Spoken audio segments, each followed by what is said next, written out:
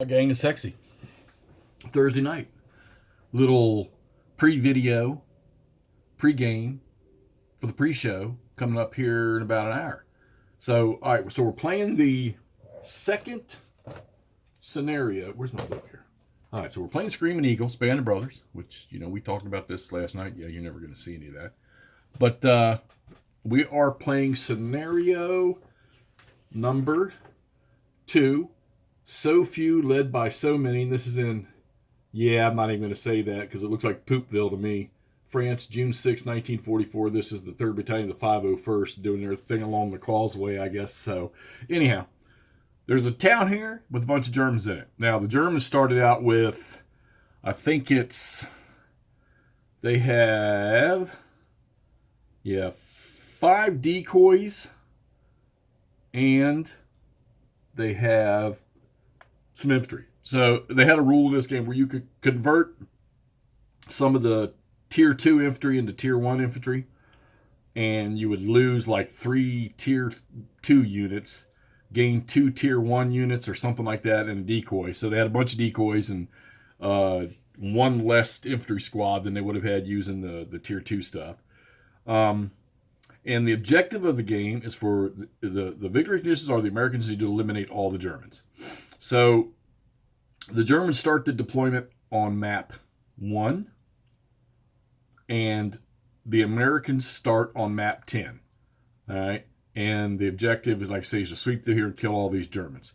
So right now, no more decoys are left on the map, and these are the current casualties. Okay, this German unit was killed because he had to rout out of melee, and he was suppressed, and he rolled the number that would cause him to be eliminated, because when you retreat out of melee, the first hex you enter is an adjacent hex. So that also, because of the dice roll for their morale check and the rout, caused them to be completely eliminated. So he's dead. This guy here, he also died from... No, he died from fire straight up this road where this guy fired into him. So they are 1 unit down for each side, pretty much just a reduced squad for the Americans and a full squad for the Germans. So advantage right now, Americans. These 2 units here on their morale checks, their rout checks, they passed. They both rolled 1s, and you can see their reduced morale is a 2, so they survived. These 2 German units here, these are the ones that I talk about are tier 2. This guy down here with the 5-3 firepowers, he's a tier 1. He's a front line, first line unit. So, all right. Set up the game. All the Germans were concealed. Even all the Americans were concealed. Do a dice roll when a unit becomes unconcealed or performs an action that would reveal him to see what kind of unit was in there, whether it was a decoy. If it's a decoy, just end up removing it from the map because it does count as an operations use. So, it'd be like a simulating fire or something like that, or movement. So it ended up that good unit here, good unit here, good unit here, but he died because the 2 Americans rushed in from melee. Both of the 2 units that were sitting here were decoys. 1 unit sitting back here was a decoy. This unit was sitting back here in the houses. He ended up being a good unit, moved forward. He was back here. No, stand corrected. He was right here. He stayed put. And this guy here, he was over here, and I moved him forward over to here.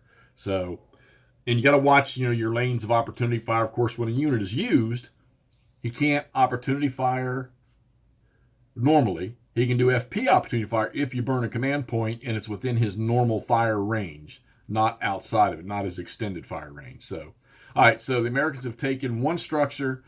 They were attempting to take both of these. These guys have recovered from fully suppressed down to regular suppressed. That's a little bit of saving grace, but they're going to have to do something right off the bat, or they're probably going to get smoked when these guys just do regular fire on the next turn. There is a machine gun unit sitting right here in this house. He's pretty decent, pretty potent, got a great range, I know that, but you don't want to get him into melee combat because he's only got a strength of 2 for that. All right, so this is Band of Brothers, Screaming Eagles.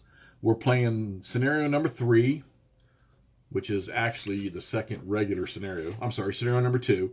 So few led by so many with an objective of kill all the German units on it. Fun game.